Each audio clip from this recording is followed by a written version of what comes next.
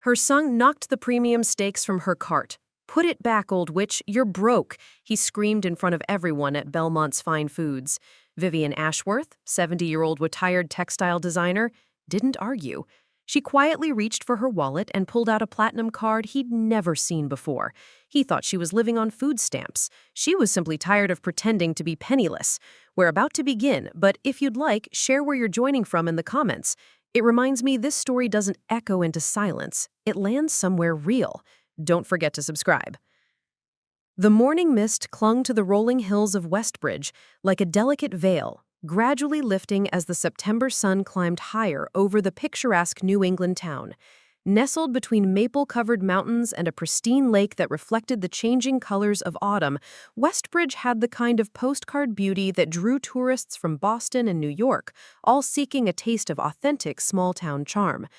On Maple Creek Road, in a modest two-bedroom cottage with peeling white paint and a front porch that sagged slightly on the left side, Vivian Ashworth sat at her small kitchen table, carefully counting coins from a mason jar. At 70, she moved with the deliberate precision of someone who had learned to make every penny count, her weathered fingers sorting quarters from dimes with the patience of someone who had all the time in the world and none of the money she needed. The cottage told the story of hard times. Mismatched furniture from thrift stores filled rooms where expensive antiques had once stood. The kitchen table wobbled on an uneven leg that had never been properly fixed. Faded floral wallpaper curled at the edges, and the linoleum floor bore the scuff marks of years without the budget for renovation. To anyone who visited, which wasn't often, Vivian Ashworth appeared to be exactly what she seemed: a widow living on the edge of poverty, making do with what little Social Security provided. Her daily routine had become as predictable as the sunrise. Every Tuesday and Friday, she would walk the 8 blocks to Belmont's Fine Foods, the town's upscale grocery store, to buy only what was absolutely necessary. She had memorized the markdown schedule, when the day-old bread went on sale, which vegetables were discounted on which days, how to stretch a single chicken into a week's worth of meals. Vivian dressed the part perfectly. Her clothing came from the church rummage sale and the Goodwill store on Elm Street. Today, she wore a faded blue cardigan that had once been navy, its elbows worn thin from years of use. Her gray hair was pulled back in a simple ponytail secured with a rubber band rather than the elegant silk scarves she'd once favored. Her shoes, sensible brown loafers with scuffed toes, had been resold twice because buying new ones wasn't in the budget she'd created for herself. The performance was flawless because it had to be. As she prepared for her morning shopping trip, Vivian caught sight of herself in the hallway mirror, a piece that had somehow survived the Great Purge 3 years ago when she'd sold almost everything of value. The woman looking back at her bore little resemblance to the confident textile designer who had once commanded respect in boardrooms from New York to Milan. That woman had worn tailored suits and carried leather handbags that cost more than most people's monthly rent. That woman had owned a sprawling Victorian mansion on the hill overlooking the lake, complete with a designer garden and a 3-car garage filled with luxury vehicles. But that woman had disappeared 3 years ago, at least as far as the world was concerned. The transformation hadn't happened overnight. It had been carefully orchestrated, like everything else in Vivian's life. After her husband Richard's funeral, after the lawyers and the estate planning and the endless paperwork, she had made a decision that shocked everyone who knew her. She had sold the mansion, donated most of her belongings to charity, and moved into the small cottage on the wrong side of town. Her son David had been initially supportive, assuming his mother was downsizing in preparation for retirement living. Her daughter-in-law, Cheryl, had been less understanding, making pointed comments about wasting the inheritance and being impractical at your age. But as months passed, and Vivian continued to live modestly, carefully shopping for bargains and turning down dinner invitations because they were too expensive, her family had drawn their own conclusions. The truth was simpler and more complex than anyone imagined. Vivian Ashworth wasn't poor. She wasn't even close to poor. But she was tired, bone-deep, soul-crushingly tired of being seen as nothing more than a source of financial support for family members who had forgotten how to love her for anything other than her bank account. The pattern had started innocently enough years before Richard's death. David would call with casual requests: a loan for a down payment on a house, help with the kids' private school tuition, a quick bailout when his small construction business hit a rough patch. Each request came wrapped in justifications and promises of repayment that somehow never materialized. "Mom, you know I'm good for it," became David's favorite phrase, usually delivered with that charming smile that had gotten him out of trouble since he was 5 years old. And Vivian, who remembered the sweet boy who used to bring her dandelions and declare them the most beautiful flowers in the world, always said yes. The request had escalated after Richard's death. David and Cheryl had attended the funeral, of course, but their grief seemed secondary to their obvious calculations about inheritance and future financial security. At the reception, while Vivian was still processing the reality of being a widow, Cheryl had cornered her near the dessert table. "I hope you know that David and I are here for you," Cheryl had said, her voice dripping with artificial sweetness. "And I'm sure Richard left everything in good order. You won't have to worry about money, at least." The comment had stung more than any direct insult could have. It revealed what Vivian had long suspected. To her daughter-in-law, she was valuable primarily as a financial resource. The grandmother who had helped raise their children, who had sewn Halloween costumes by hand and created elaborate birthday celebrations, who had listened to hours of David's business problems and Cheryl's social dramas, that woman mattered less than the bank account she represented. The breaking point had come 6 months after the funeral. David had arrived at the mansion unannounced, finding Vivian in Richard's study, finally sorting through years of financial documents. The sight of investment portfolios and bank statements spread across the mahogany desk had lit up David's eyes in a way that made Vivian's stomach turn. "Wow, Mom," he had said, picking up a statement from her investment account. "Dad really did well for himself. And for you, of course. This is incredible." The way he said incredible, with the hunger of someone already spending money that wasn't his, had crystallized everything for Vivian. In that moment, she realized that her son no longer saw her as his mother. He saw her as his future financial security, a problem solved, a lottery ticket that would eventually pay out. That night, after David left with promises to help her manage everything, Vivian had sat in Richard's study until dawn, formulating a plan that would test every relationship in her life and reveal who truly loved her versus who simply loved what she could provide. The execution of her plan had required the skills she developed over 4 decades in the textile industry, where attention to detail and long-term strategic thinking were essential for success. Vivian had built her reputation on understanding markets, predicting trends, and positioning herself advantageously for the future. Now, she would apply those same skills to her personal life. First, she had quietly transferred the majority of her assets into accounts that her family knew nothing about. The process had taken months, working with a discreet financial advisor in Boston who specialized in estate protection and privacy planning.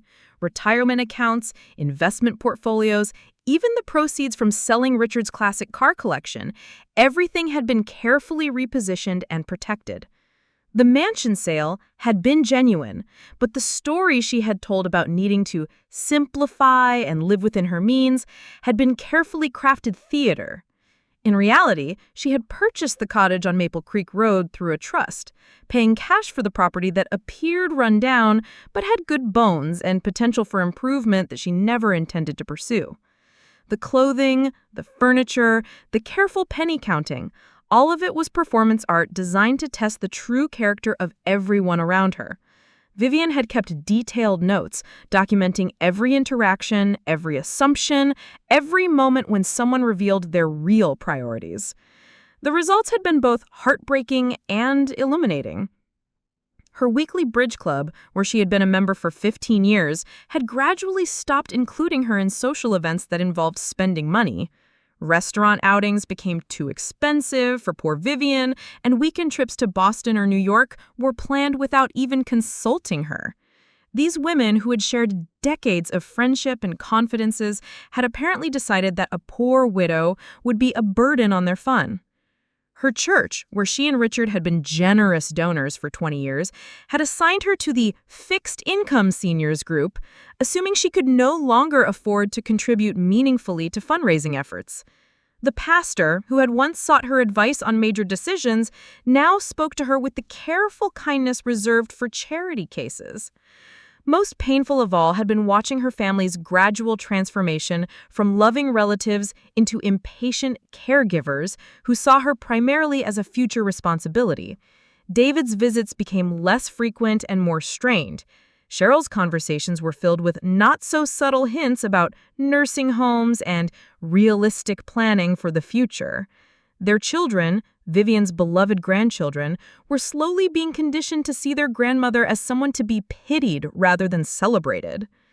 Now, 3 years into her elaborate charade, Vivian had perfected the art of being poor. She knew exactly how much chicken was on sale at Belmont's, could stretch a bag of rice into a week's worth of meals, and had memorized the schedules of every discount day and clearance sale in town. The performance had become so natural that she sometimes almost forgot it was an act. On this particular Friday morning, as autumn painted the trees in brilliant shades of red and gold, Vivian prepared for her regular shopping trip with the same careful attention to detail she had once applied to million-dollar textile contracts.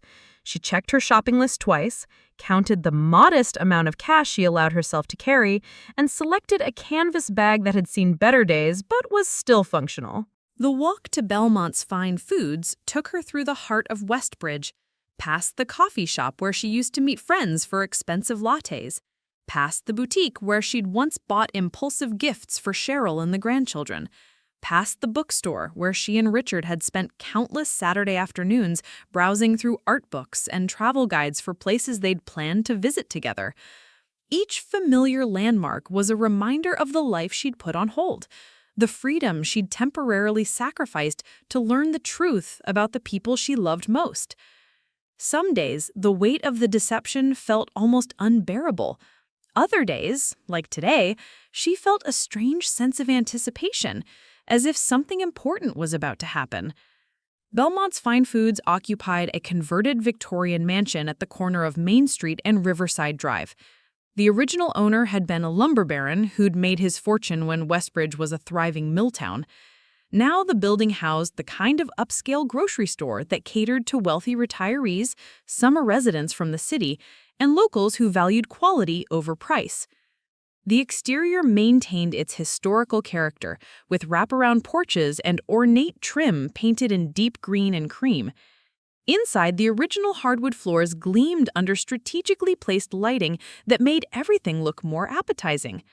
The high ceilings accommodated elegant displays of organic produce, artisanal cheeses, and imported goods that told the story of Westbridge's transformation from working-class mill town to upscale retreat destination. Vivian had shopped at Belmont's for 20 years, back when she could afford anything in the store without checking prices. The staff knew her well, or at least they knew the version of her she'd been pretending to be for the past 3 years. To them, she was Mrs. Ashworth, the sweet elderly lady who always shopped carefully, asked about markdown schedules, and sometimes counted out exact change from a small coin purse. But today felt different from the moment Vivian stepped through Belmont's automatic doors. The familiar chime that announced new customers seemed to ring with a different tone, and the carefully controlled lighting seemed brighter, more revealing. She selected a shopping cart, not the small handbasket she usually carried, but an actual cart, and something about that simple choice felt significant. Marcus Wellington, the young butcher who'd been working at Belmont's for 2 years, looked up from behind the meat counter and smiled. He was a genuine young man in his mid-20s, the kind of person who remembered customers' names and asked about their families. Unlike many of the staff who had learned to speak to Vivian with the careful kindness reserved for those struggling financially, Marcus had always treated her with simple respect. "Good morning, Mrs. Ashworth. Beautiful day, isn't it? The fall colors are really something this year." "Good morning, Marcus," Vivian replied, steering her cart toward the produce section. But instead of heading straight for the markdown table where she usually shopped, she found herself pausing among the premium organic vegetables. Her hands that had counted out exact change for discounted produce countless times now reached for items she'd been denying herself for 3 years. She selected organic tomatoes that cost 3 times what the regular ones did. She added fresh basil that was $4.99 for a small package. She chose bell peppers in brilliant shades of red, yellow, and orange, the kind she used to buy without thinking when she was creating colorful salads for dinner parties at the mansion. Each item that went into her cart felt like a small rebellion against the careful budget she had imposed on herself. But more than that, it felt like a return to something authentic, something true to who she really was beneath the performance of poverty. As she moved through the store, Vivian became aware of other customers watching her with curiosity. Mrs. Henderson, from the church auxiliary committee, looked puzzled to see Vivian selecting expensive items. Tom Bradley, who owned the hardware store and had known the Ashworth family for decades, nodded politely but seemed surprised by the contents of her cart. The scrutiny should have made her nervous, should have reminded her to maintain her careful act. Instead, it felt liberating. For 3 years, she had lived in fear of being discovered, of someone realizing that her poverty was performance. Now, standing in the produce section of Belmont's with a cart full of items she could easily afford, Vivian realized she was tired of being afraid. She was tired of pretending to be less than she was. She was tired of watching people treat her differently because they thought she had no money. Most of all, she was tired of waiting for her family to love her for reasons that had nothing to do with her bank account. When she reached the meat counter, Marcus greeted her with his usual friendly smile. "What can I get for you today, Mrs. Ashworth?" For 3 years, Vivian had only purchased meat when it was marked down, choosing cheaper cuts and stretching them into multiple meals. Today, she looked at the display case filled with premium steaks, fresh salmon, and organic chicken, and made a decision that felt like stepping off a cliff. "I'd like 2 of those ribeye steaks," she said, pointing to the most expensive cut in the case. "The thick ones." Marcus blinked in surprise. In 2 years of serving her, she had never purchased anything from the premium section. "Are you sure? They're $48 a pound today." Vivian met his eyes steadily. "I'm sure." As Marcus wrapped the steaks in white butcher paper, Vivian felt something inside her chest that she hadn't experienced in 3 years. The simple pleasure of buying something beautiful because she wanted it, not because it was practical or discounted or necessary for survival. She added lamb chops to her order, then a whole organic chicken, then wild-caught salmon that cost more per pound than she used to spend on an entire week's groceries during her performance of poverty. "Special occasion?" Marcus asked as he added up her order, his voice carefully neutral but his eyes curious. Vivian smiled, and for the first time in 3 years, it felt completely genuine. You could say that. What she didn't know, as she loaded her cart with expensive food and expensive choices, was that her son David was at that very moment walking through the front doors of Belmont's Fine Foods. He was running late for a lunch meeting with a potential client, hoping to grab a quick sandwich from the deli section, and he was in the kind of mood that made everything seem like a personal inconvenience. David hadn't seen his mother in 2 weeks. Their last conversation had been strained, with him pressing her about realistic planning for her future, and her remaining stubbornly resistant to his suggestions about moving into a more affordable apartment or considering assisted living options. He loved his mother, of course, but her insistence on maintaining her independence while living on such a tight budget had become a source of constant worry and frustration. He certainly didn't expect to see her in Belmont's Fine Foods, loading her cart with items that cost more than her weekly budget should allow. And Vivian, lost in the momentary joy of shopping like herself again, had no idea that her carefully maintained deception was about to explode in the most public and painful way possible. The stage was set. 3 years of careful performance, decades of complicated family relationships, and a lifetime of love mixed with financial entanglement were about to collide in aisle 7 of Westbridge's most upscale grocery store. What happened next would change everything. David Ashworth pushed through the automatic doors of Belmont's Fine Foods with the impatient energy of a man running 15 minutes behind schedule. His construction boots echoed against the polished hardwood floors as he strode toward the deli counter, his mind already focused on the lunch meeting that would determine whether his struggling contracting business landed the biggest job of the year. At 38, David had inherited his father's broad shoulders and strong hands, but none of Richard's patience or business acumen. Where his father had built a successful career through careful planning and steady work, David lurched from one financial crisis to another, always convinced that the next big break was just around the corner. His construction company, Ashworth & Sons Building, despite having no sons of his own, had been treading water for the past 2 years, sustained primarily by small residential jobs and David's unwavering optimism. Today's meeting with Gerald Pemberton, a wealthy Boston developer looking to build a luxury retirement community just outside Westbridge, represented the kind of opportunity that could change everything. The contract was worth over $2 million, enough to secure David's business for the next 3 years and finally provide the financial stability that had eluded him since he'd started the company. But Pemberton was notorious for his punctuality and his intolerance for tardiness. David had exactly 30 minutes to grab lunch, drive to the meeting location, and somehow transform himself into the kind of polished professional that Pemberton would trust with a multi-million-dollar project. The stress of the situation had been building for weeks. David's marriage to Cheryl had been strained by money problems for the past year. Their mortgage payment on the oversized colonial they purchased during better times was 3 months behind.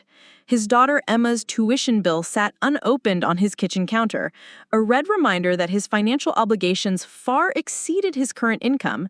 His son Tyler's travel baseball team fees were due next week, and David had already exhausted most of his credit options. The irony wasn't lost on him that his biggest financial problems had coincided with his mother's most dramatic downturn. For 3 years, he'd watched Vivian struggle to make ends meet on her Social Security income, living in that run-down cottage and shopping for bargains like someone who'd never had money in her life. It frustrated him beyond measure because it felt so unnecessary, so stubborn. In David's mind, his mother was choosing to live in poverty when she could easily afford to help both herself and her family. Yes, his father's death was devastating, and yes, the estate probably had been smaller than expected after medical bills and taxes, but surely there was enough left for my mother to live comfortably while also helping her struggling son get back on his feet. The fact that she hadn't offered to help, hadn't even acknowledged his obvious financial distress, felt like a betrayal. When David looked at his children and worried about their future, when he lay awake at night calculating and recalculating payment schedules, when he saw opportunities slipping away because he lacked the capital to pursue them, his mother's stubborn independence felt less like dignity and more like selfishness. As he approached the galley counter, his phone buzzed with a text from Cheryl. Emma's tuition bill came, $18,000 due in 10 days. We need to talk. The message hit him like a physical blow. David stopped walking and stared at the screen, his mind racing through possibilities that didn't exist. His business checking account had maybe $3,000. His personal savings had been depleted months ago. The credit cards were maxed out. The home equity line of credit was frozen because they'd missed too many payments. Shit, he muttered under his breath, then immediately felt guilty for cursing in a place where children might be present. The stress was making him careless, making him angry in ways that scared him.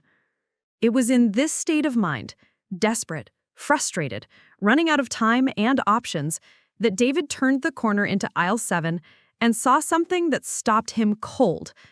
His mother, Vivian Ashworth, the woman who claimed to live on a fixed income and counted pennies like a Depression-era survivor, was standing at the meat counter with a shopping cart full of the most expensive items in the store.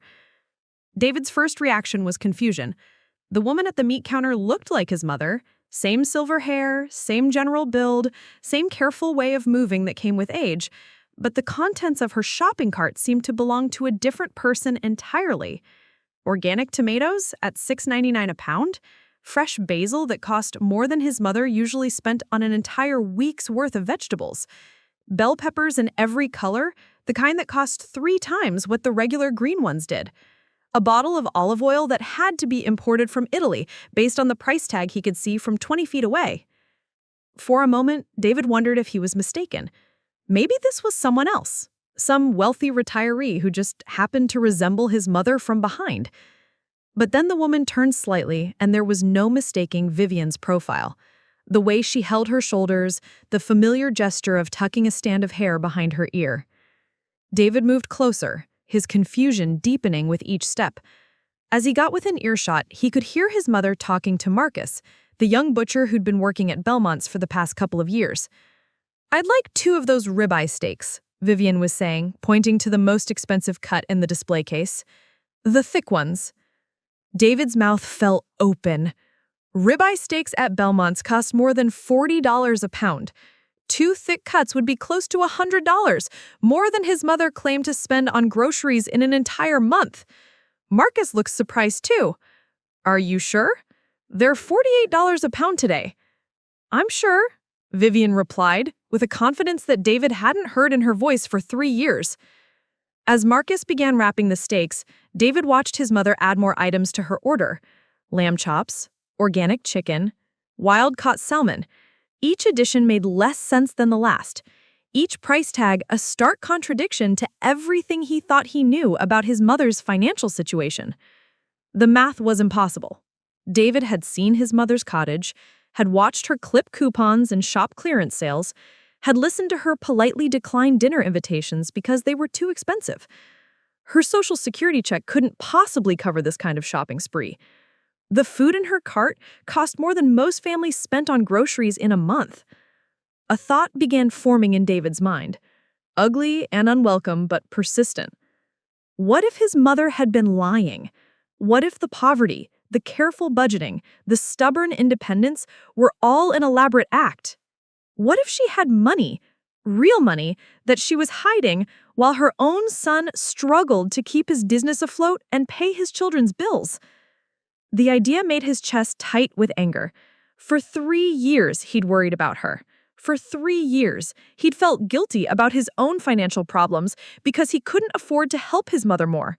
For 3 years, he'd watched her live like a pauper while his family faced foreclosure and his daughter's college fund sat empty.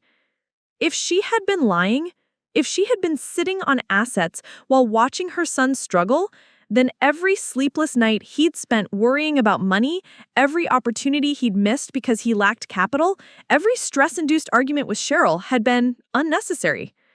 David's anger built as he watched his mother complete her transaction at the meat counter. The total for just the meat was over $200, more than she claimed to have for an entire month's expenses. She paid without hesitation, without counting out exact change or checking her balance. She paid like someone who had money, like someone who had always had money. The betrayal felt physical, like a weight settling in his chest. David thought about the text from Cheryl, about Emma's tuition bill, about the mortgage payments and the business loan and the dozen other financial pressures that were slowly crushing his family. All while his mother, apparently, had been sitting on enough money to solve all of his problems. Marcus handed over the wrapped packages, and Vivian smiled, actually smiled, as she loaded them into her cart. It was the kind of genuine happiness David hadn't seen on his mother's face since before his father's death. The kind of happiness that came from buying something beautiful just because you wanted it. That smile was what finally broke David's self-control. "Mom?" David's voice cut through the ambient noise of the grocery store like a blade. Vivian turned, and for just a moment, her face showed pure surprise. Not guilt, not embarrassment, just the startled expression of someone who hadn't expected to see a familiar face. But that moment of surprise was quickly replaced by something else. Resignation, perhaps, or maybe relief. "Hello, David," she said quietly, her hands still resting on the handle of her cart. David stepped closer, his eyes scanning the expensive items in her cart with growing disbelief. "What is all this?" "Groceries?" Vivian replied simply. "Groceries?" David's voice rose slightly, drawing glances from other customers. "Mom, this is hundreds of dollars worth of food. Where did you get the money for this?" Vivian straightened slightly, her chin lifting in a gesture David remembered from his childhood, the same stubborn tilt she'd had when he tried to argue his way out of consequences. "I'm not sure that's your business, David." The calm response infuriated him. For 3 years, his mother had made her financial struggles everyone's business, accepting help with grocery bills and utility payments, letting David worry constantly about her welfare. Now she was claiming privacy when caught shopping like a millionaire. "Not my business?" David stepped closer, his voice dropping to a harsh whisper that somehow felt more aggressive than shouting. "You've been crying poor for 3 years. 3 years, Mom. I've been worried sick about you living in that dump, eating nothing but canned soup and stale bread. And now I find you buying $50 steaks like money grows on trees?" Other shoppers were starting to notice the commotion. Mrs. Henderson from the church committee paused near the cheese display, pretending to read labels while clearly listening. Tom Bradley, who'd been selecting beer near the end of the aisle, turned to watch openly. Even Marcus, behind the meat counter, had stopped what he was doing to observe the family drama unfolding in front of his workspace. Vivian seemed to notice the attention as well, but instead of being embarrassed, she appeared to grow calmer. "David, perhaps we should discuss this somewhere else." "No," David said firmly. "We'll discuss it right here, right now. I want to know where you got the money for all this." He gestured at her cart with a sweep of his arm that knocked over a small display of gourmet mustards. The glass jars crashed to the floor, their contents splattering across the pristine hardwood. The sound echoed through the store like a gunshot, and suddenly every customer in a 50-foot radius was staring at them. David barely noticed. His anger had reached a boiling point, fueled by years of worry, months of his own financial stress, and the dawning realization that he might have been played for a fool. "Have you been hiding money from me? From your own family?" Vivian's voice remained steady. "I haven't hidden anything. I simply haven't discussed my private financial matters with you." "Private?" David's control finally snapped completely. "Private when your grandson might not be able to go to college because we can't afford tuition? When I'm about to lose my house because I can't make the mortgage payments? When I've been lying awake every night trying to figure out how to keep my business from going under? You call that private?" The words echoed through the store, carrying more raw pain and desperation than David had intended to reveal. But once they started flowing, he couldn't stop them. "I've been killing myself trying to make ends meet while worrying about you living like a homeless person. And you've been what? Sitting on a secret bank account? Playing some kind of sick game?" Vivian started to respond, but David wasn't finished. 3 years of suppressed frustration and newly awakened anger had found their voice, and that voice was loud enough for everyone in Belmont's Fine Foods to hear. "Put it back," he said suddenly, reaching toward her cart. "Put all of this back." "David, stop," Vivian said, but her son was beyond hearing reason. His hand shot out and knocked the expensive package of ribeye steaks from her cart.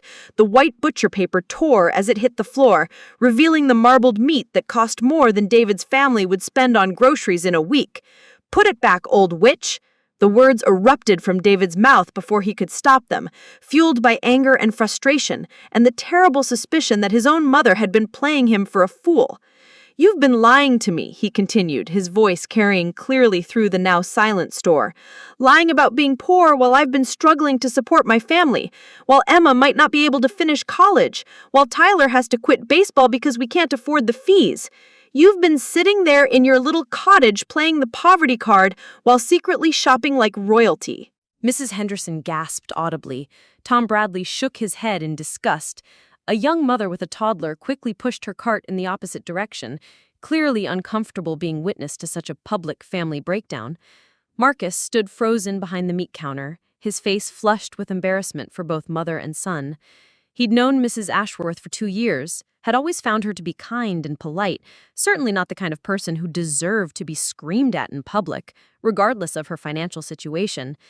And through it all, Vivian stood perfectly still, her hands still resting on her shopping cart, her expression unreadable. She didn't flinch at her son's words. She didn't try to defend herself or explain the expensive food. She simply stood there, absorbing the verbal assault with a dignity that made David's behavior look even worse by comparison. The silence stretched for what felt like minutes but was probably only seconds. David stood there, breathing heavily, his face flushed with anger and exertion, his hands clenched into fists at his sides. Around them, a circle of witnesses watched in horrified fascination, unsure whether to intervene or escape. Vivian looked at her son for a long moment, her expression cycling through what might have been disappointment, sadness, and finally, something that looked almost like relief. When she spoke, her voice was quiet but clear enough for everyone to hear. "Are you finished?" The simple question somehow carried more authority than David's shouting had. It was the voice of a mother who had raised a child, who had weathered decades of marriage and business and life, who had seen enough human behavior to recognize this moment for what it really was. David opened his mouth to respond, but no words came. The righteous anger that had fueled his outburst was beginning to ebb, replaced by a growing awareness of how his behavior looked to the crowd of witnesses. These were his neighbors, his potential clients, people who would remember this scene every time they saw him in the future. "I asked you a question, David. Are you finished humiliating both of us in public?" The calmness in her voice was somehow more devastating than if she had screamed back at him. It made him feel like a child throwing a tantrum, like someone who had lost control while the adult in the situation maintained her composure. "I'm not the one who's been lying," David said, but the words came out weaker than before, defensive rather than accusatory. "No," Vivian agreed quietly. "You're the one who called his mother an old witch in front of half the town." The words hit David like cold water. Looking around at the faces watching them, he saw shock, disgust, and disapproval. These people weren't seeing a son rightfully confronting a deceptive mother. They were seeing a middle-aged man verbally abusing an elderly woman in public. Mrs. Henderson was shaking her head sadly. Tom Bradley looked like he wanted to say something, but wasn't sure if he should intervene. Even teenagers near the magazine rack were staring with the kind of horrified fascination reserved for particularly dramatic reality TV. David felt his certainty beginning to crumble. Yes, his mother had expensive food in her cart. Yes, that seemed to contradict her claims of financial hardship. But standing here, in the wreckage of their public confrontation, watching his 70-year-old mother maintain her dignity while he lost his, David began to wonder if he had missed something important. "Mom," he started, his voice much quieter now, I don't understand. Where did this money come from?" For a moment, something flickered across Vivian's face. Not anger, not hurt, but something that might have been pity. She reached into her purse, a simple black leather bag that David had seen her carry for years, and pulled out her wallet. She simply said, "It came from here." David watched, confused, as his mother opened her wallet and retrieved a credit card.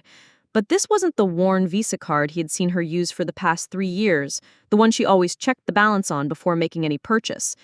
This card was different, sleek, heavy-looking, with a matte black finish that seemed to absorb light rather than reflect it. It was the kind of card that banks only issued to their wealthiest clients, the kind of card that came with no preset spending limit and exclusive benefits that most people could only dream about, the kind of card that his mother, living on Social Security in a rundown cottage, should never have qualified for. David stared at the card, his mind struggling to process what he was seeing. "Where did you get that?" Vivian looked down at the card in her hand, then back at her son. "The same place I've had it for 20 years, David. The same bank where your father and I kept our accounts. The same institution that's been managing our family's money since before you were born." She walked past him, toward the checkout counter, her cart rolling smoothly across the hardwood floor. David followed, his confusion deepening with each step. At the register, Vivian began unloading her expensive groceries with the same careful attention she'd always shown, placing each item gently on the conveyor belt as if they were precious. The cashier, a young woman named Sarah who'd worked at Belmont's for 6 months, smiled nervously and began scanning items. "Good afternoon, Mrs. Ashworth." "Good afternoon, Sarah," Vivian replied pleasantly. "How's your mother feeling? I heard she'd been under the weather." The casual conversation was surreal given what had just happened. David stood behind his mother, still trying to process the implications of the black card, while she discussed community gossip as if nothing unusual had occurred. The total climbed steadily as Sarah scanned each item. $50, 100, 200. David watched the numbers with growing amazement, remembering all the times his mother had carefully counted out exact change, all the times she'd put items back because they were too expensive. When Sarah announced the final total, $347.83, David expected his mother to hesitate, to check her balance, to show some sign that this was a significant expense. Instead, Vivian simply handed over the black card with the same casual confidence she'd once shown when buying his school supplies or Christmas presents. The card reader processed the transaction immediately. No delays, no declined payment messages, no requests for additional verification. The kind of smooth, instant approval that came with accounts that banks trusted implicitly. Sarah handed back the card along with a receipt. "Thank you, Mrs. Ashworth. Have a wonderful day." "You too, dear," Vivian replied, gathering her bags. "Give my regards to your mother." As they walked toward the exit, David's mind raced with questions and implications. If his mother had access to that kind of money, if she could spend nearly $400 on groceries without blinking, then everything he thought he knew about her situation was wrong. But if everything was wrong, then why had she been living like a pauper for 3 years? Why had she let him worry about her financial security? Why had she allowed his own family to struggle while apparently sitting on substantial resources? The questions multiplied with each step, but one thing was becoming clear.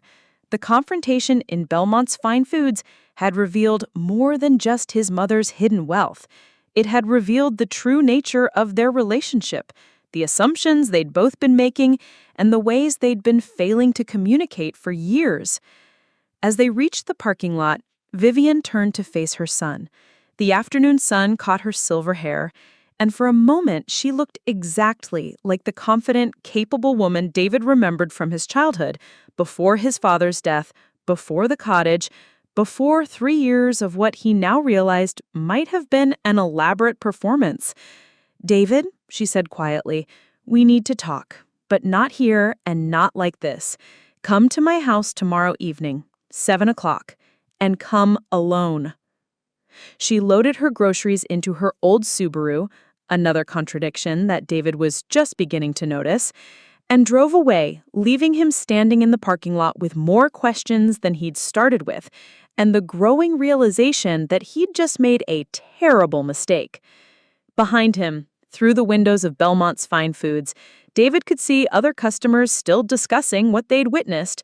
The story of his public breakdown would be all over Westbridge by evening, but that embarrassment seemed minor compared to the larger questions now consuming his thoughts.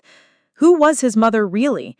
And what had he just destroyed with his anger and assumptions?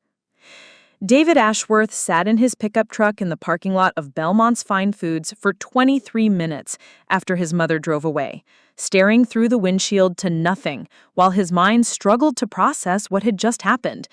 The autumn sun was beginning its descent toward the western mountains, casting long shadows across the asphalt, but David barely noticed the changing light. His hands shook slightly as he pulled out his phone to check the time. The meeting with Gerald Pemberton was supposed to start in 45 minutes, and the drive to the construction site would take at least 20.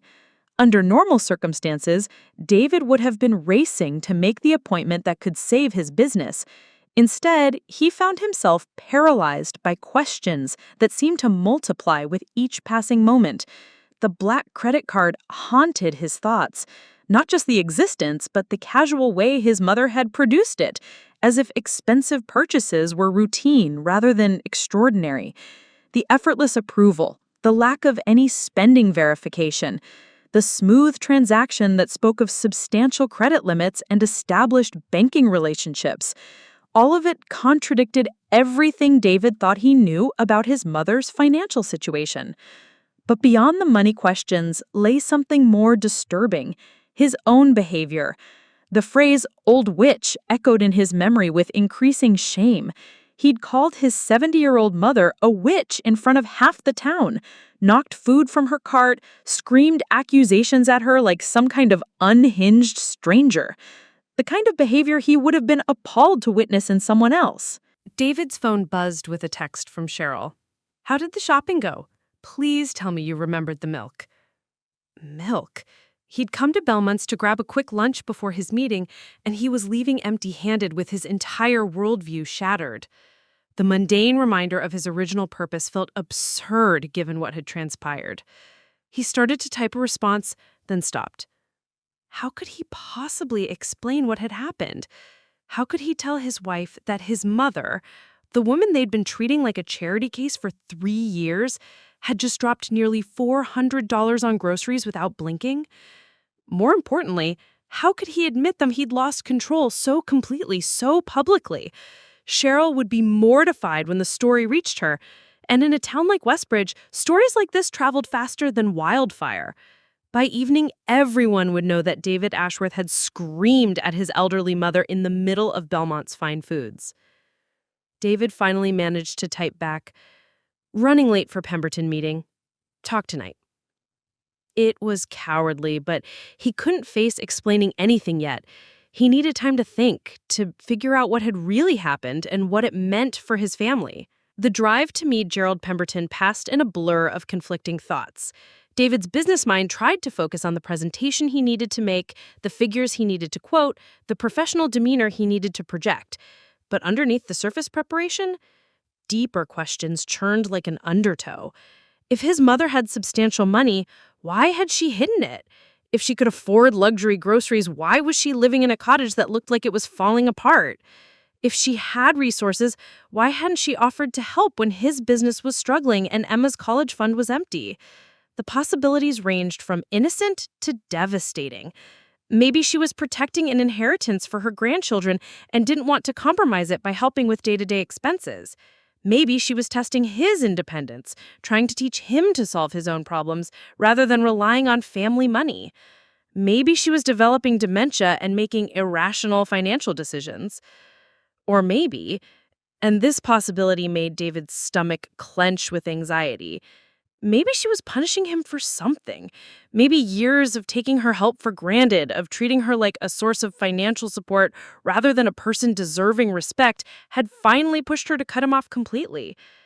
The meeting with Pemberton was a disaster, though David managed to maintain enough professional composure to avoid completely destroying his chances. The developer was polite, but clearly unimpressed with David's distracted presentation and vague answers to specific questions about project timelines and material costs. What should have been David's chance to secure his company's future became another missed opportunity, another disappointment in a year full of them. As David drove home through the winding roads of Westbridge, his phone rang constantly. His sister-in-law, his neighbor, 2 clients who'd apparently already heard some version of the grocery store incident. Each call went to voicemail, but David could imagine the conversations happening all over town. By the time he pulled into his driveway, David felt like he was returning from battle.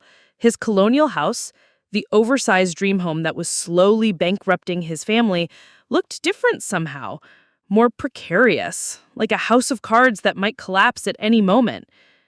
Cheryl was waiting in the kitchen when David walked through the door, her laptop open on the granite island, surrounded by bills and bank statements.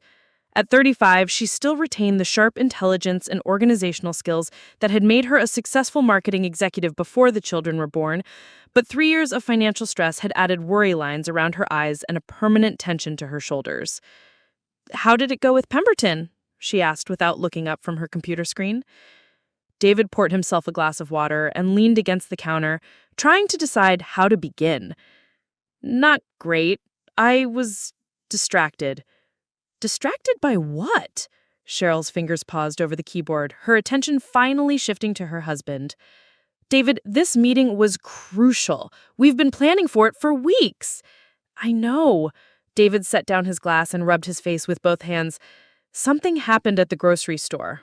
With my mother." Now Cheryl closed the laptop completely, her expression shifting from impatience to concern. "What kind of something? Is she okay?" The irony of the question wasn't lost on David. Everyone's first assumption was that something bad had happened to Vivian, that she needed help or support or intervention. The possibility that she might be fine, more than fine, hadn't occurred to anyone. "She's okay," David said carefully, "but I think we've been wrong about her situation. Very wrong." Over the next 30 minutes, David recounted the afternoon's events, watching his wife's expression cycle through disbelief, anger, and confusion. Cheryl interrupted frequently with questions that David couldn't answer, observations that only deepened the mystery. A platinum credit card? Cheryl shook her head. David, you don't get those cards with Social Security income. The credit requirements alone would disqualify someone in his supposed financial situation. I know. And she spent almost $400 without checking her balance, without hesitating, without any of the careful budgeting we've watched her do for 3 years? That's what I'm telling you. Cheryl stood up and began pacing around the kitchen, her mind clearly racing through implications and possibilities. If she has money, real money, then why has she been living like a pauper? Why has she let us struggle while sitting on resources that could help? David had been asking himself the same questions for hours, but hearing them from Cheryl somehow made them more urgent, more painful. I don't know. Think about it, Cheryl continued, her voice rising with emotion. Emma's college fund is empty. We're 3 months behind on the mortgage. Your business is hanging by a thread.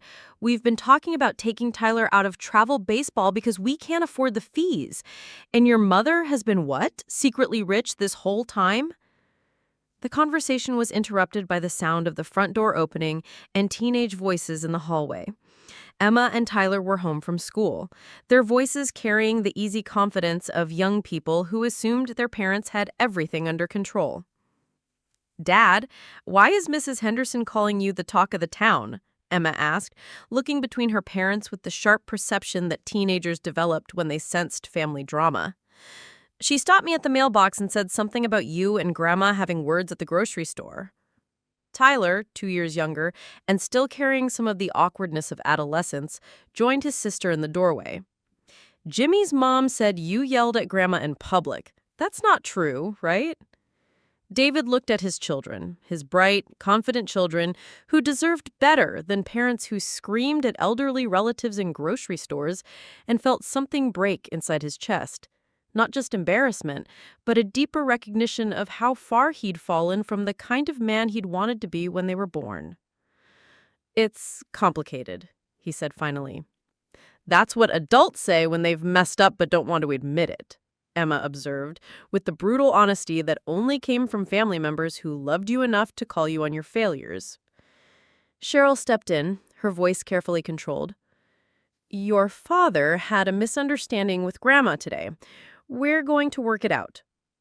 What kind of misunderstanding? Tyler pressed. Half the town saw it happen. That's not true, right? David looked at his children. His bright, confident children who deserved better than parents who screamed at elderly relatives in grocery stores, and felt something break inside his chest. Not just embarrassment, but a deeper recognition of how far he'd fallen from the kind of man he'd wanted to be when they were born. It's complicated, he said honestly. I thought Grandma was hiding money while I was struggling. I felt betrayed. And now? David looked around the kitchen, at his wife, who was juggling bills they couldn't pay, his daughter, who might not be able to finish college, and his son, who was learning that adults sometimes behaved worse than children. Now I don't know what to think. That's probably the most honest thing you've said in 3 years, Vivian observed. David, I meant what I said earlier. Come to my house tomorrow evening at 7 o'clock. Come alone. It's time we had a conversation about truth and assumptions and what we owe each other as family. The line went dead, leaving the kitchen in silence. That evening, after Emma and Tyler had retreated to their rooms to do homework and avoid the family tension, David and Cheryl sat at their kitchen table, trying to piece together a puzzle they were just beginning to understand. Cheryl had pulled out every piece of paper related to David's mother that they could find. Christmas cards, old bank statements from joint accounts that had been closed after Richard's death, insurance documents, tax returns from when David had helped his mother file them during her first year of widowhood. Look at this, Cheryl said, pointing to a tax return from 3 years ago. This shows Social Security income and a small pension from the textile company where she worked. Total annual income of maybe $35,000. That's barely enough to live on, especially with property taxes and utilities and medical expenses. David studied the documents, looking for clues he'd missed before. But that was 3 years ago. Maybe something changed. Maybe she inherited money from someone. From who? Your father was an only child, and his parents died decades ago. Your mother's family didn't have money. You've told me stories about her growing up during the Depression, about her parents struggling to make ends meet. Cheryl pulled out her laptop and began searching online, her fingers flying over the keyboard with the focused intensity she'd once brought to marketing campaigns. David, what was the name of your mother's company, the textile firm where she worked? Pemberton Mills, David replied, then paused. Wait, Pemberton. That's the same name as the developer I met with today. Gerald Pemberton. Probably not a coincidence, Cheryl said, typing rapidly.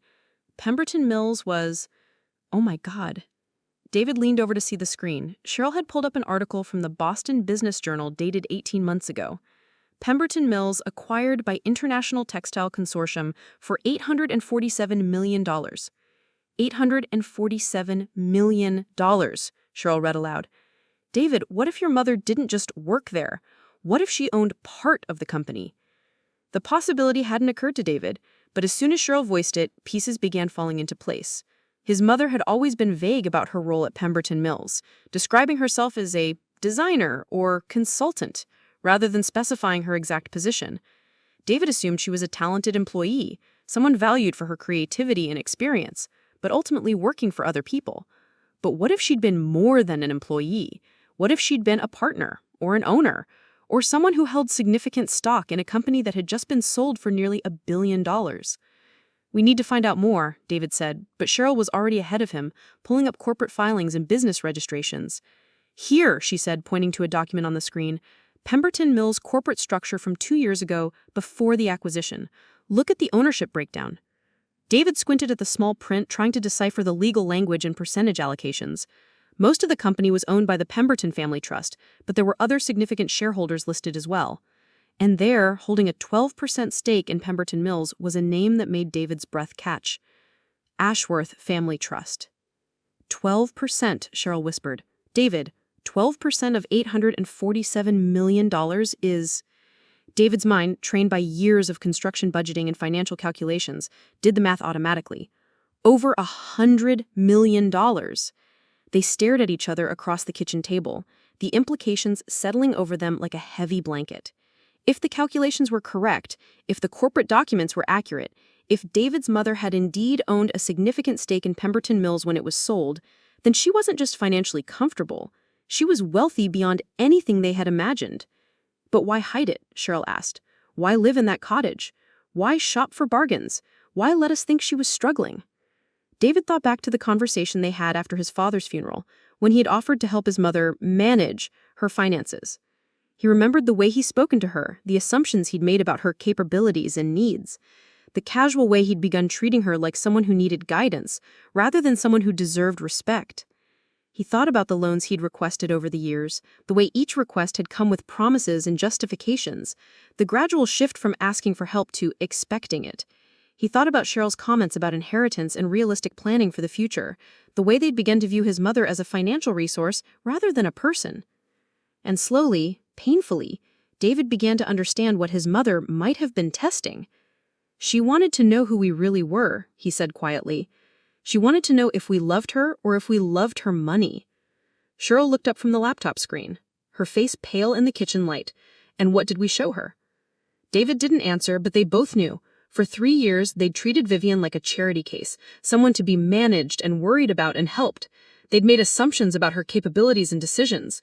They'd planned their own financial future around eventual inheritance, while treating her like someone who needed their guidance and support. And today, in the most public way possible, David had revealed exactly what he thought of his mother when he believed she had no money to offer him. The realization was devastating, but it also brought a strange sense of relief. If his mother was testing their motives, if she was evaluating their character, then maybe the cottage and the careful budgeting and the 3 years of modest living had been about something more important than money. Maybe it had been about love and truth and discovering what really mattered when everything else was stripped away. David spent a sleepless night staring at the ceiling and thinking about conversations from the past 3 years that now took on completely different meanings. Every interaction with his mother needed to be re-examined in light of what he'd learned, every assumption challenged, every piece of advice or concern reframed.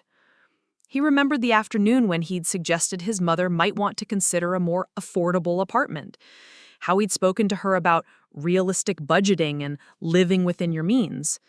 He remembered Cheryl's comments about inheritance planning and the way they'd both begun to treat Vivian's financial decisions as family business rather than personal choices. Most painfully, he remembered the gradual way his visits had become less about spending time with his mother and more about checking up on her, making sure she was managing okay, offering help that now seemed patronizing rather than loving. At 6:30 a.m., David gave up on sleep and went downstairs to make coffee. He found Emma in the kitchen, already dressed for school, eating cereal while scrolling through her phone. "Dad," she said without looking up, "I've been thinking about what happened yesterday." David poured coffee into his travel mug, trying to prepare himself for whatever insight his 18-year-old daughter had reached. Emma had always been perceptive about family dynamics, sometimes uncomfortably so. "What about it?"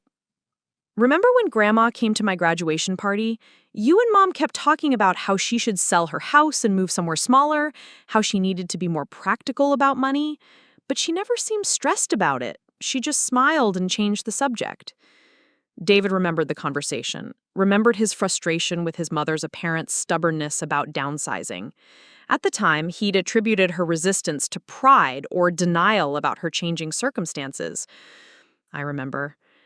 And remember how she always brought really nice gifts for birthdays and Christmas, even though you guys were always talking about how tight her budget was?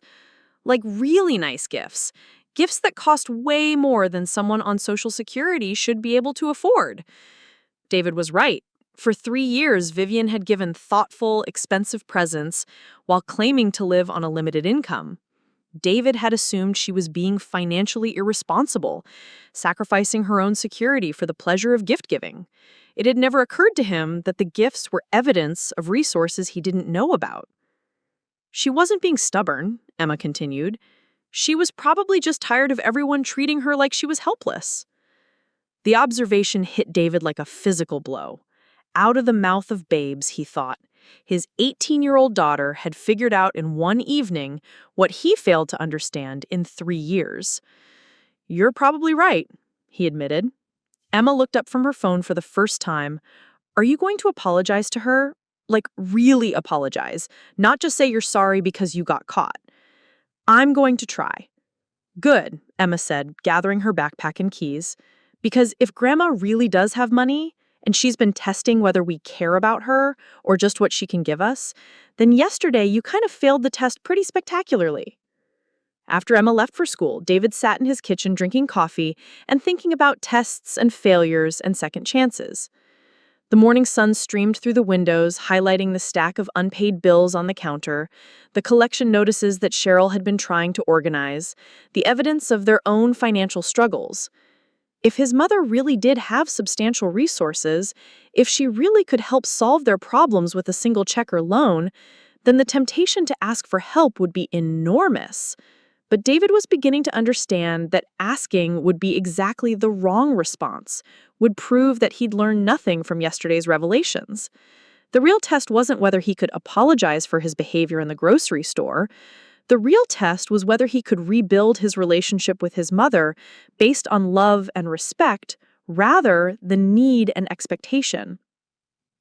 At 6:30 p.m., David stood on the front porch of his mother's cottage, holding a small bouquet of flowers from the grocery store and trying to figure out what to say.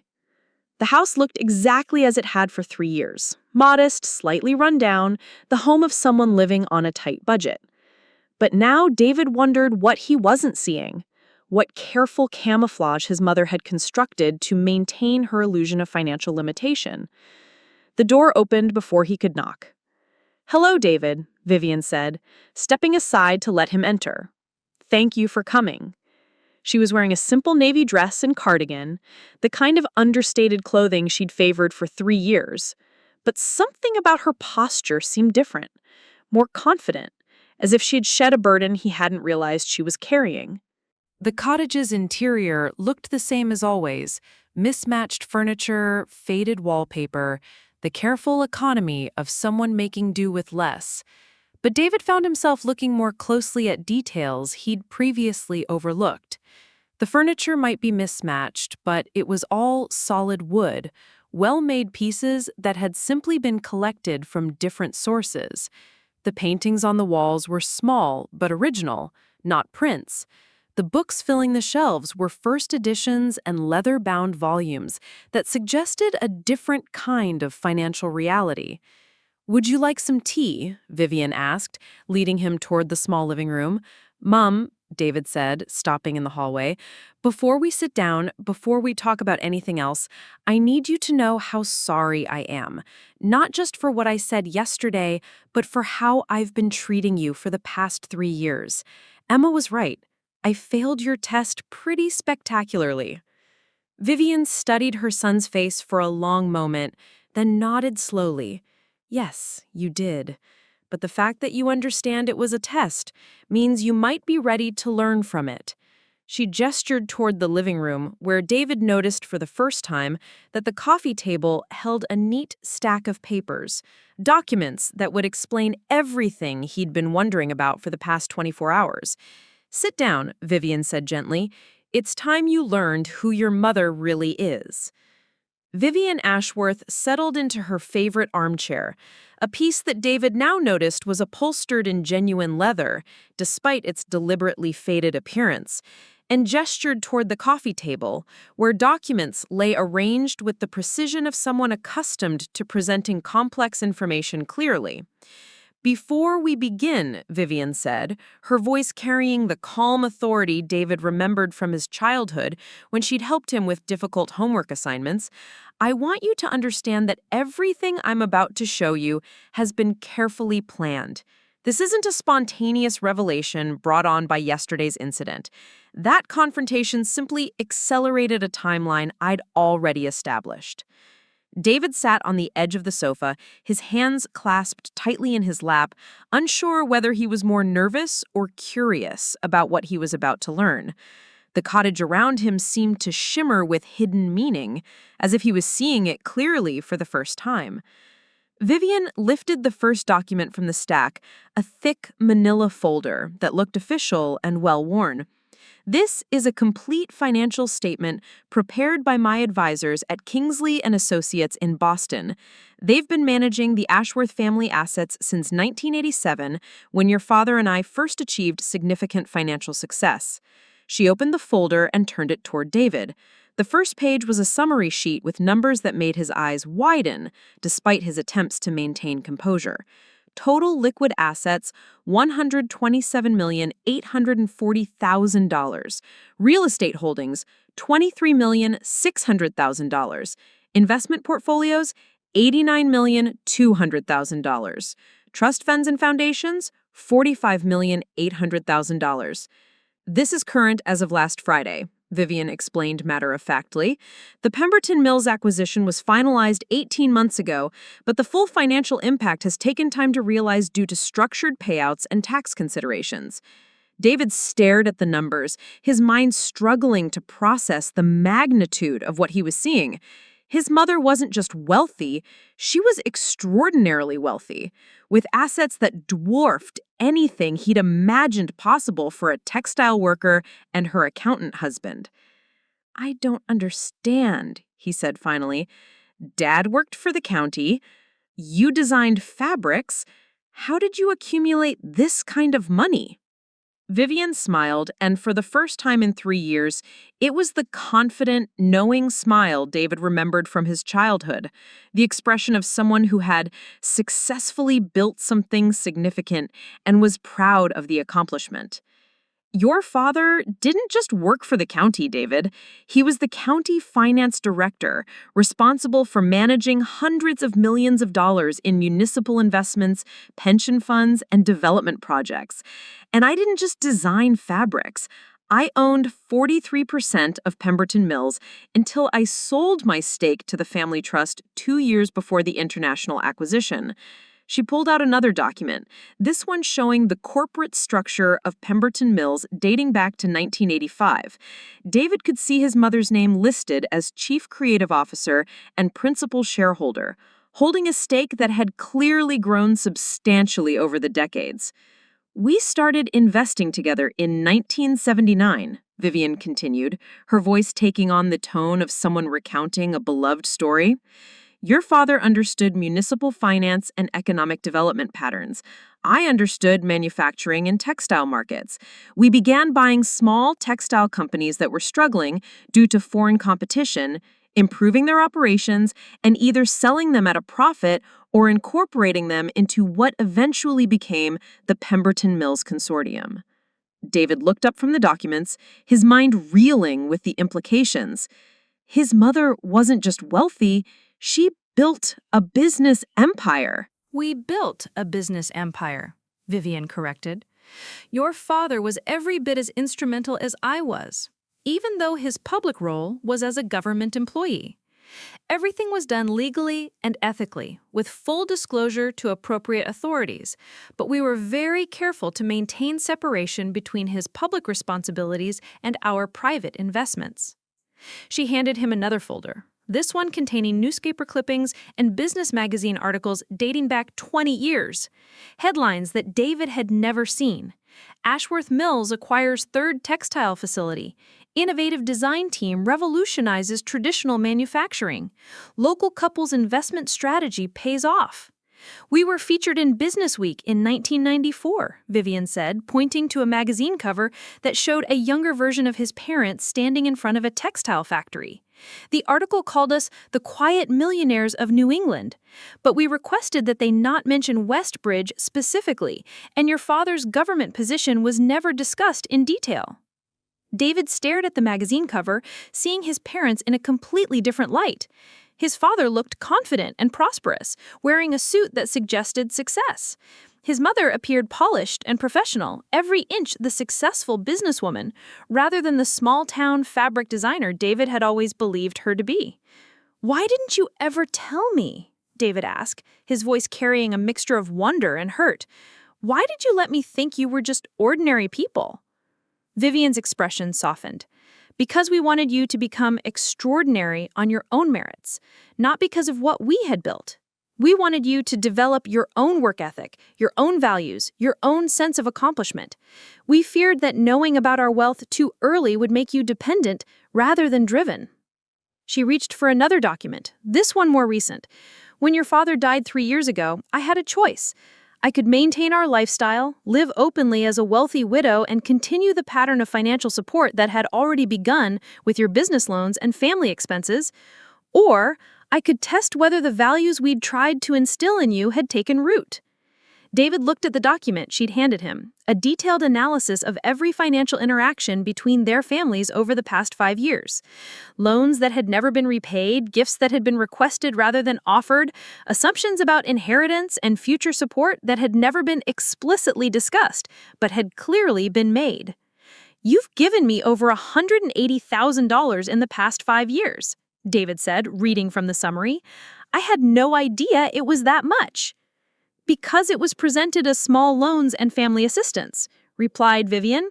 "A few thousand here for business equipment, a few thousand there for the children's activities, help with the down payment on your house, covering unexpected medical bills. Each request seemed reasonable individually, but collectively they represented a pattern." David felt his face flush with embarrassment as he recognized the truth in her words. He'd been so focused on his immediate needs, so convinced that each request was temporary and justified, that he'd never calculated the cumulative impact on his mother's supposedly limited resources. "You were testing me," he said quietly. "You were testing all of us," said Vivian. "David, Cheryl, even the children to some extent. I wanted to know whether our family relationships were based on love and mutual respect, or whether they had become transactional, based on what I could provide, rather than who I was as a person." She stood and walked to a bookshelf that David had always assumed contained her collection of romance novels and craft magazines. Instead, she retrieved a letter-bound journal and returned to her chair. "I've been keeping detailed notes for 3 years," she said, opening the journal to reveal pages of handwritten observations. Every interaction, every conversation, every assumption made by family members and friends. It's been quite educational. She flipped to a page marked with a ribbon bookmark. May 15th, 2 years ago. David visited to discuss his business expansion plans. Spent 45 minutes explaining why a $25,000 loan would set everything up for success. Never asked about my health, my interests, or my life. Left immediately after I explained I couldn't afford to help with such a large amount. David winced, remembering the conversation and his frustration when his mother had claimed she couldn't provide the loan. He'd attributed her refusal to fear or conservatism, never considering that she might be testing his motives for visiting. July 3rd, 18 months ago, Vivian continued reading, Cheryl called to discuss realistic planning for my future. Suggested I consider selling the house and moving to a senior community. When I asked why, she explained that maintaining property was becoming expensive and that I should think about preserving what little inheritance might be left for the grandchildren. The words stung because David could imagine the conversation perfectly. Cheryl had approached the topic with good intentions, genuinely concerned about his mother's well-being, but the underlying assumption was that Vivian's resources were limited and needed to be carefully managed for the family's future benefit.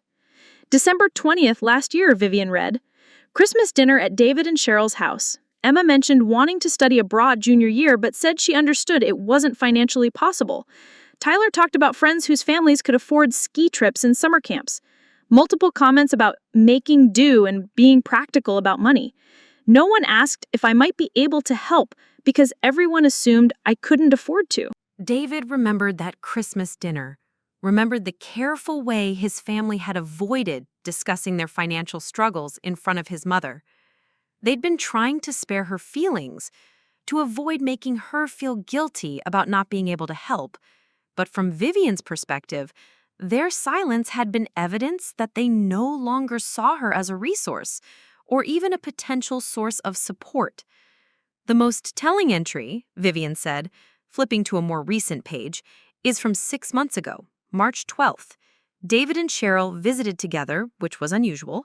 They spent 2 hours discussing my situation, my health, my living arrangements, my financial management. The conversation felt like a corporate evaluation, as if they were assessing a business problem rather than visiting a family member. David closed his eyes, remembering that afternoon with perfect clarity. He and Cheryl had prepared for the visit like a business meeting, discussing strategies for encouraging his mother to be more realistic about her future. They'd approached the conversation with bullet points and reasonable arguments, treating Vivian like a client who needed guidance, rather than a mother who deserved respect. "We thought we were helping," David said quietly. "I know you did," Vivian replied, closing the journal.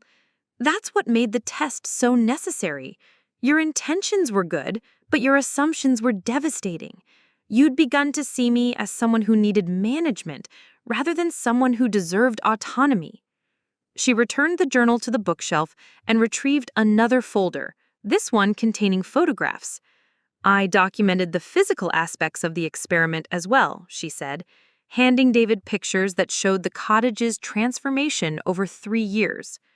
The first photos showed the house as it had been immediately after she'd moved in, shabby but with potential, clearly a deliberate downgrade from the mansion, but not necessarily the home of someone in poverty. Subsequent photos showed the gradual addition of details designed to support the illusion. Secondhand furniture replacing newer pieces, expensive artwork hidden away, the garden allowed to become slightly overgrown. "I spent considerable time and effort becoming poor," Vivian said. "It required research, practice, and constant attention to detail. I studied how people with limited resources shopped, dressed, and made decisions. I learned the schedules of every discount day and clearance sale in town.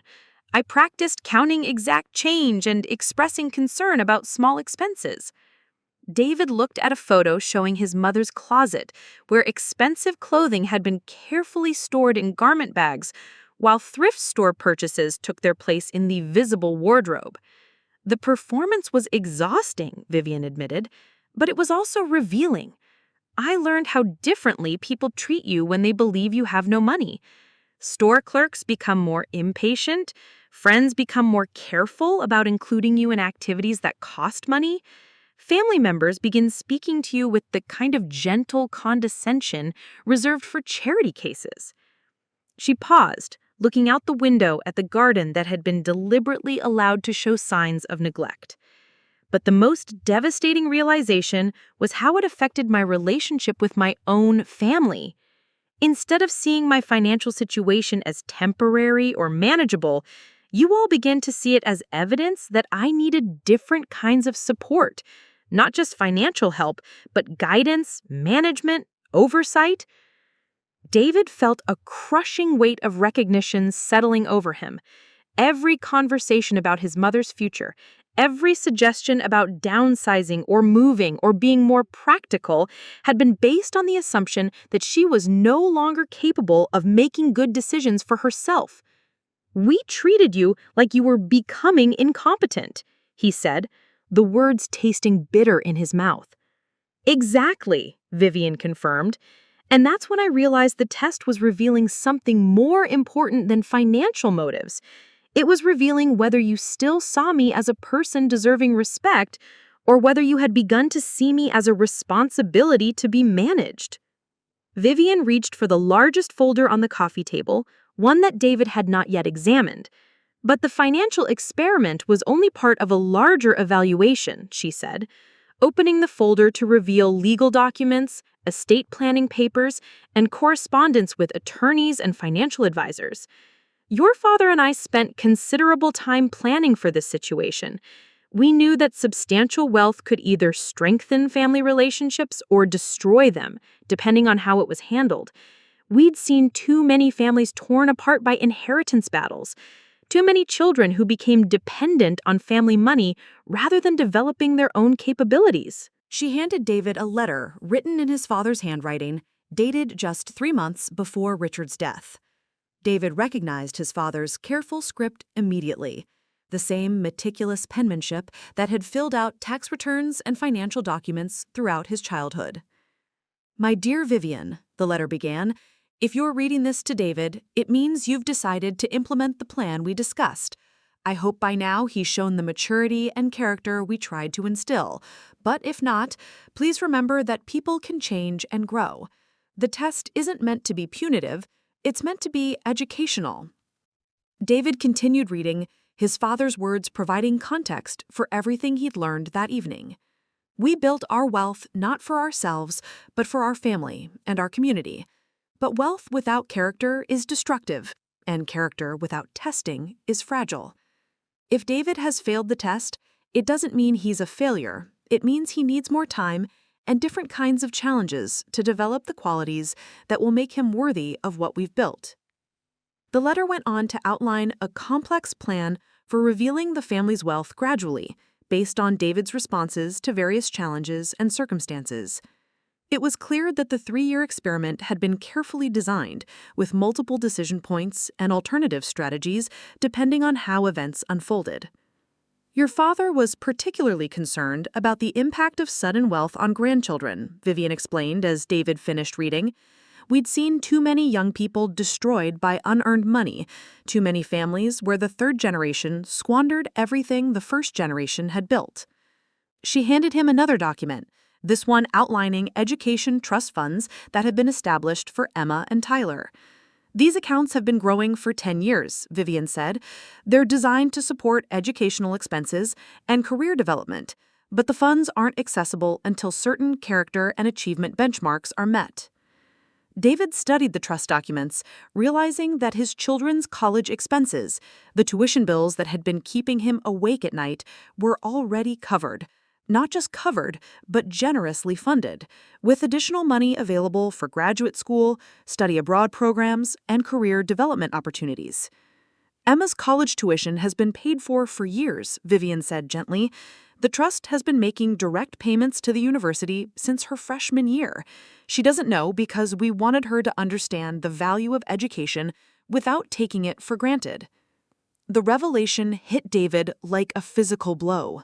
All his worry about Emma's college expenses, all the stress about Tyler's future educational needs, all the sleepless nights calculating and recalculating family budgets. Completely unnecessary. "Why didn't you tell us?" David asked, his voice barely above a whisper. "Because we wanted you to understand the weight of financial responsibility. We wanted you to feel the pressure of providing for your children's future, to understand what it means to work for something important. If you'd known the college expenses were covered, would you have developed the same appreciation for the value of education?" David considered the question honestly. Probably not. Knowing that Emma's college was paid for would have removed a significant source of motivation and stress. The pressure of providing for his children's future had driven him to work harder, to take his business more seriously, to understand the real cost of the opportunities his family enjoyed. "But there's more," Vivian continued, reaching for another folder. "The trusts for Emma and Tyler are substantial, but they're structured to encourage responsibility rather than dependence. The funds become available gradually, tied to achievements, community service, and demonstrated character. Your father was particularly concerned about the impact of sudden wealth on grandchildren," Vivian explained as David finished reading.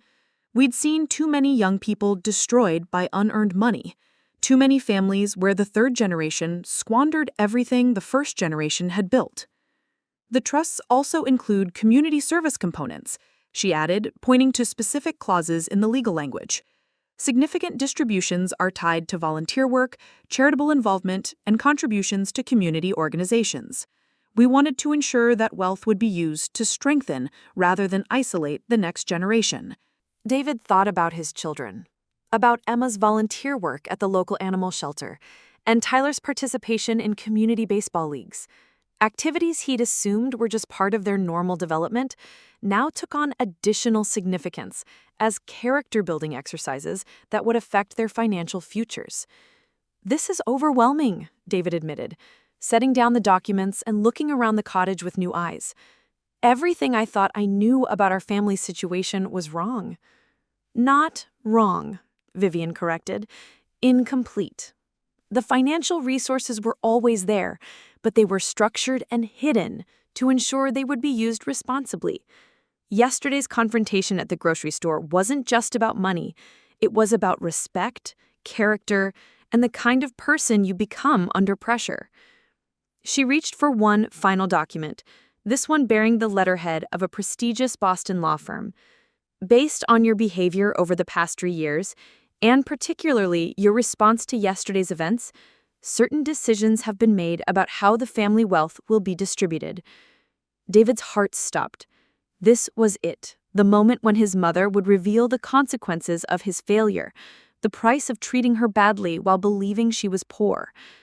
"Your inheritance has been restructured," Vivian said, her voice carrying the weight of finality, "but perhaps not in the way you might expect." David held his breath as Vivian opened the legal document from the Boston law firm, its thick letterhead and formal language suggesting consequences that would reshape his entire future. The cottage around him seemed to shrink as he waited to learn the price of 3 years of failed tests and one explosive moment of public humiliation. "The original estate plan," Vivian began, her voice steady and businesslike, "designated you as the primary beneficiary of approximately 60% of our combined assets. Your children would have inherited the remainder through trust structures, with modest allocations for charitable organizations." She turned the document toward him, pointing to a crossed-out section that showed David's name next to figures that made his head spin. Even 60% of his mother's wealth would have been life-changing money, enough to solve every financial problem his family had ever faced. "However," Vivian continued, "your behavior over the past 3 years, and culminating in yesterday's public display, has demonstrated that you're not ready for that level of financial responsibility." David's mouth dried. He expected consequences, but seeing his inheritance literally crossed out in legal documents made the reality devastating. "So I'm disinherited?" "Not disinherited," Vivian said, flipping to the next page. "Redirected. Your new inheritance structure is designed around earning rather than receiving." The revised document outlined a complex arrangement that David struggled to understand at first reading. Instead of a lump sum inheritance, he would have access to what the lawyers called a character development trust. The trust would provide substantial resources, but only in response to specific achievements and behavioral changes. You'll receive $50,000 immediately to address your most pressing business needs, but future distributions are tied to measurable improvements in how you treat people, particularly those you perceive as having less power or money than you. David scanned the specific requirements, his amazement growing with each clause. Monthly distributions of $10,000 would be available, but only if he completed 20 hours of community service work. Larger amounts, up to $100,000 annually, could be accessed for business development, but required detailed plans reviewed by a board that included community members, not just financial advisors. The most significant distributions, Vivian continued, pointing to a section that made David's eyes widen, are tied to what we're calling character milestones, demonstrating consistent respect for service workers, elderly community members, and people facing financial difficulties. The trust includes a network of evaluators who will observe and report on your behavior in various situations. David looked up from the document, stunned. "You're having me watched?" "You're being evaluated," Vivian corrected, "the same way any employee is evaluated for promotion. Any student is evaluated for advancement. The difference is that your evaluation criteria focus on character rather than just performance." She handed him another page showing the evaluation structure. Community members, business associates, service workers, and even his own family would provide regular feedback about his behavior. The trust would make distributions based on consistent patterns of respect, kindness, and humility, rather than just financial need or business success. The maximum annual distribution is $500,000, but it requires unanimous positive evaluation from all observer categories for 12 consecutive months. It's designed to ensure that wealth improves your character rather than corrupting it. David studied the numbers, doing mental calculations. Even the minimum distributions would solve his immediate financial problems. The maximum amounts would provide the kind of security and opportunity he'd always dreamed of. But accessing those resources would require becoming a different kind of person than he'd been for the past 3 years. "What about Emma and Tyler?" David asked, thinking of their children's futures.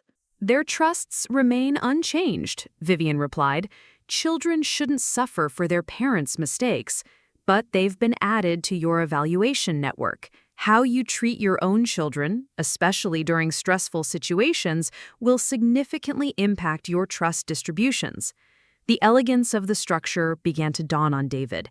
His mother hadn't just restructured his inheritance, she'd created a comprehensive system for encouraging the kind of person she wanted him to become. The money was still there, still substantial, but it could only be accessed by demonstrating the values his parents had tried to instill. "This is incredibly complex," David said, flipping through pages of legal language and evaluation criteria. "Building character is complex," Vivian replied. "If it were simple, more people would have it." Vivian stood and walked to a filing cabinet that David had always assumed contained household documents and insurance papers. Instead, she retrieved a thick folder labeled Evaluation Network and returned to her chair. The trust structure required creating a comprehensive observation system, she explained, opening the folder to reveal detailed profiles of dozens of community members. These people have been discreetly recruited over the past 18 months to provide regular feedback about your interactions and behavior. "Marcus has been watching me?" David asked, remembering yesterday's confrontation and feeling a fresh wave of embarrassment. "Marcus has been documenting interactions," Vivian corrected. "He's been noting whether you treat service workers with respect, whether you're patient when things go wrong, whether you acknowledge people's efforts. Yesterday's incident will definitely appear in his next report." The folder contained similar profiles for waitresses at restaurants David frequented, clerks at stores where he bought construction supplies, even the receptionist at his children's school. Each evaluator had been provided with specific observation criteria and regular reporting schedules. Mrs. Henderson from church, Vivian continued, showing David another profile, has been documenting your interactions with elderly community members. How you speak to older people, whether you show patience with their questions, whether you offer assistance or avoid contact. David remembered several recent interactions with Mrs. Henderson, conversations where he'd been polite but hurried, focused on his own concerns rather than showing genuine interest in her life. Those interactions had apparently been carefully noted and would influence his financial future. Even your business associates are part of the network, Vivian said, showing him profiles of contractors, suppliers, and potential clients. They've been asked to observe your professional behavior, whether you treat subordinates respectfully, whether you honor agreements, whether you show integrity under pressure. The comprehensiveness of the system was staggering. David realized that for 18 months, his behavior had been under constant evaluation by people he'd never suspected were watching him. Every interaction, every conversation, every moment of stress or frustration had been documented and would influence his financial future. Gerald Pemberton, Vivian said, showing David the profile of yesterday's potential client, is actually my business partner's nephew. The meeting was real, but it was also part of your evaluation. How you handled pressure, whether you maintained professionalism despite personal stress, whether you treated his questions with respect. David thought back to yesterday's disastrous meeting, his distracted responses and unprofessional demeanor. That failure would now be documented not just as a lost business opportunity, but as evidence of his character under pressure. The network extends beyond Westbridge, Vivian continued, showing him profiles of people in neighboring towns, restaurants where you occasionally eat, stores where you shop, even the gas station where you fill up your truck. The evaluation system is designed to capture your behavior across all aspects of your life. David felt simultaneously impressed and violated by the scope of the observation network. How did you recruit all these people? How did you convince them to participate? Financial incentives helped Ivety. Each evaluator receives $500 monthly for their participation, but most were motivated by genuine interest in character development and community improvement. People are generally willing to help when they understand the goals. She showed him a training manual that had been provided to all evaluators, outlining specific behaviors to observe and report. Respect for others, especially those in service positions, patience during difficult situations, integrity in business dealings, kindness to people facing challenges, humility when mistakes were made. The manual includes examples of positive and negative behaviors, Vivian explained, flipping to a section that made David wince. Calling someone an old witch in public would definitely qualify as a negative behavior requiring detailed documentation. David studied the evaluation criteria, beginning to understand the comprehensive nature of his mother's plan. This wasn't just about reforming his character, it was about creating sustainable behavioral changes that would persist long after the trust distributions ended. David studied the evaluation criteria, beginning to understand the comprehensive nature of his mother's plan. This wasn't just about reforming his character. It was about creating sustainable behavioral changes that would persist long after the trust distributions ended. What happens to the evaluators once the trust period ends? David asked. The network continues indefinitely, Vivian replied. Part of your inheritance includes funding to maintain the observation system permanently. Think of it as investing in community accountability. Other families have expressed interest in similar programs for their own children.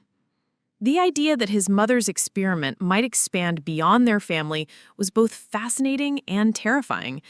David imagined other wealthy parents creating evaluation networks, other adult children discovering that their behavior was being constantly monitored and documented.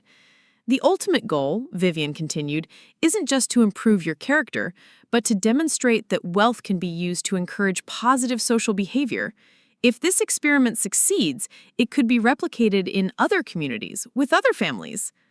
David realized he wasn't just being tested for his own inheritance, he was participating in a larger social experiment that could influence how wealthy families approached character development for generations.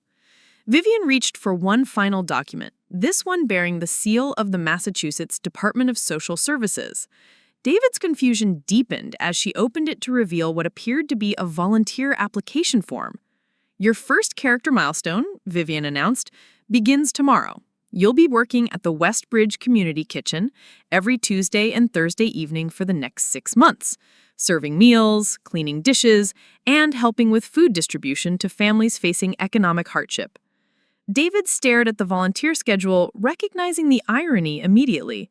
After spending 3 years worrying about his mother's financial situation, he would now be working directly with people facing real poverty and food insecurity. The community kitchen evaluator, Vivian continued, showing him another profile, is Sarah Chen, the program director. She's been briefed on your situation and will be documenting how you interact with clients, whether you show respect for their dignity, whether you demonstrate empathy rather than pity. The volunteer work was scheduled for tomorrow evening, less than 24 hours after David's public breakdown at the grocery store. The timing seemed deliberately challenging, forcing him to immediately confront his assumptions about poverty and dignity. Additionally, Vivian said, handing him a business card, you have an appointment Friday morning with Dr. Elena Rodriguez, a family therapist who specializes in wealth dynamics and character development. The trust requires monthly counseling sessions to help process the changes you'll be experiencing. David looked at the therapist's card, realizing that his mother had anticipated every aspect of his psychological and emotional needs during this transition. Nothing had been left to chance. The $50,000 initial distribution, Vivian continued, reaching for a bank envelope, is available immediately to address your most pressing business needs. But accessing it requires signing an agreement to complete the 6-month community service commitment and attend all scheduled therapy sessions. David opened the envelope to find a cashier's check for exactly $50,000, enough to cover Emma's tuition bill, catch up on mortgage payments, and provide working capital for his struggling business. The money that would solve his immediate crisis was right there, but obtaining it meant committing to a comprehensive program of personal development. If I refuse, David asked, though he already knew the answer, then you receive nothing beyond the initial $50,000, and your children's trust funds are restructured to bypass you entirely. The money will still support Emma and Tyler's education and development, but you'll have no role in managing or accessing those resources. The choice was clear, but not simple. David could take the $50,000 and walk away, solving his immediate problems, but forgoing the larger inheritance and any role in his children's financial futures. Or he could commit to a program designed to fundamentally change his character, accepting ongoing evaluation and behavioral modification in exchange for substantial long-term financial security. The program includes positive incentives as well as requirements, Vivian added, showing him a reward structure that offered bonus distributions for exceptional behavior. Outstanding evaluations can result in additional distributions, accelerated milestone achievements, and increased annual maximums. David studied the complete program structure, beginning to appreciate its sophisticated design. His mother hadn't just created punishment for bad behavior, she had designed a comprehensive system for encouraging and rewarding character development. How long do I have to decide? David asked. The paperwork needs to be signed tonight. The community service begins tomorrow, therapy starts Friday, and the evaluation network is already active. Delaying the decision just provides more data about your character and commitment level. David looked around the cottage one final time, seeing it now as the headquarters of an elaborate social experiment rather than the modest home of an elderly woman. His mother had orchestrated the most comprehensive character development program he had ever encountered, using substantial wealth as both carrot and stick to encourage fundamental behavioral change.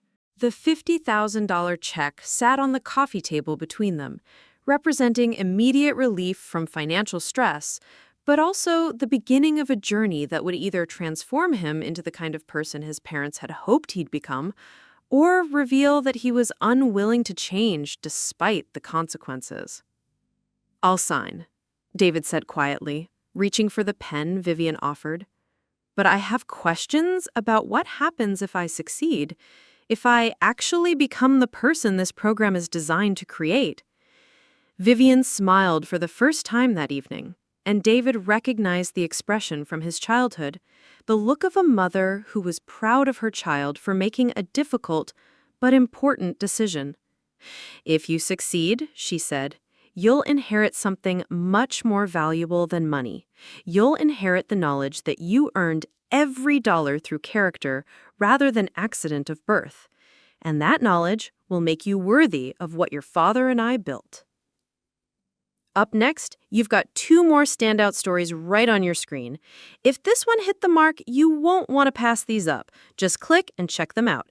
And don't forget to subscribe and turn on the notification bell so you don't miss any upload from us.